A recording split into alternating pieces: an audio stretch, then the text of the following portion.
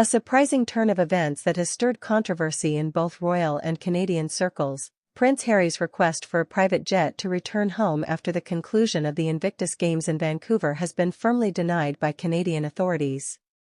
This decision not only highlights the ongoing debate about environmental responsibility versus celebrity privilege, but also casts a spotlight on Meghan Markle's perceived extravagance, fueling further public scrutiny on the couple's lifestyle choices since stepping back from royal duties. From the moment they arrived in Canada, the Sussexes have been under the microscope, with Meghan Markle often at the center of the storm. Critics argue that her influence has shaped the couple's public persona into one of celebrity excess, starkly contrasting with the Invictus Games' ethos of resilience, rehabilitation, and community. This latest incident with the private jet request is seen by many as emblematic of a broader pattern where Meghan's involvement appears to have shifted the focus from the Games' noble origins to a narrative of luxury and entitlement. The Invictus Games, founded by Prince Harry in 2014, are meant to honor and support wounded, injured, or sick servicemen and women. However, this year's event, which included new winter sports, was overshadowed by the controversy surrounding the couple's travel arrangements. Despite the Games' success in fostering a spirit of recovery and camaraderie among veterans from around the globe, the decision to use such an environmentally unfriendly mode of transport as a private jet for a short trip back to the U.S. was met with significant backlash. Critics argue that it undermines the very spirit of the Games, especially when Meghan has previously spoken about environmental concerns. Moreover, the denial by Canadian authorities was not just about environmental optics. It was a statement on the use of public resources for what is perceived as private indulgence.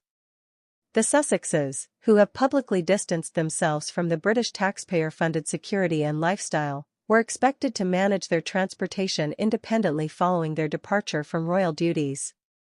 The denial of the jet request, therefore, was seen as Canada's stance against what could be interpreted as an overstep of privilege, particularly when Meghan has been vocal about issues of equity and justice. This scenario paints a picture of Meghan Markle not just as a former actress turned duchess, but as a figure who seems to be pulling strings behind the scenes for personal comfort over public perception. Her actions are scrutinized through the lens of her previous advocacy for sustainable living, making the jet request appear hypocritical. There have been whispers among the public and media that Meghan's influence is steering Harry towards decisions that might not align with his earlier commitments to service and sacrifice, which were hallmarks of his military career and the foundation of the Invictus Games. Furthermore, the financial aspect of their lifestyle since leaving the UK has come under scrutiny. While the couple has secured lucrative deals, the expectation remains that they manage their personal travel costs without leaning on public resources, especially in a country like Canada where they once sought refuge.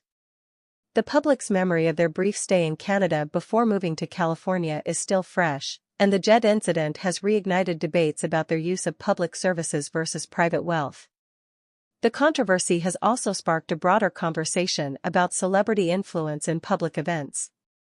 The Invictus Games, meant to be a celebration of veterans' resilience, now find themselves at the heart of a debate about wealth, privilege, and the responsibilities that come with public platforms.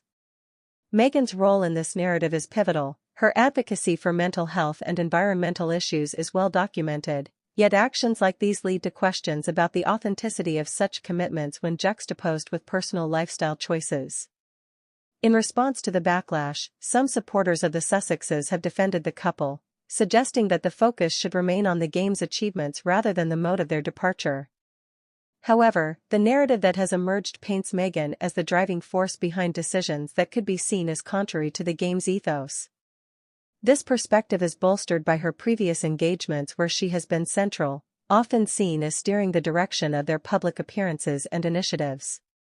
As the Invictus Games concluded with heartfelt stories of recovery and triumph, the lasting image for many was not of the athletes, but of this controversy about royal travel.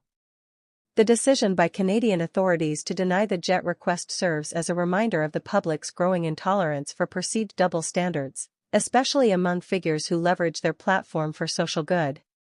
While the Sussexes have not publicly commented on the incident, this episode has undoubtedly added another layer to their complex public image, particularly in how Meghan Markle is perceived. It raises questions about balancing personal luxury with public advocacy, a balance that seems increasingly hard to maintain under the scrutiny of global media and public opinion.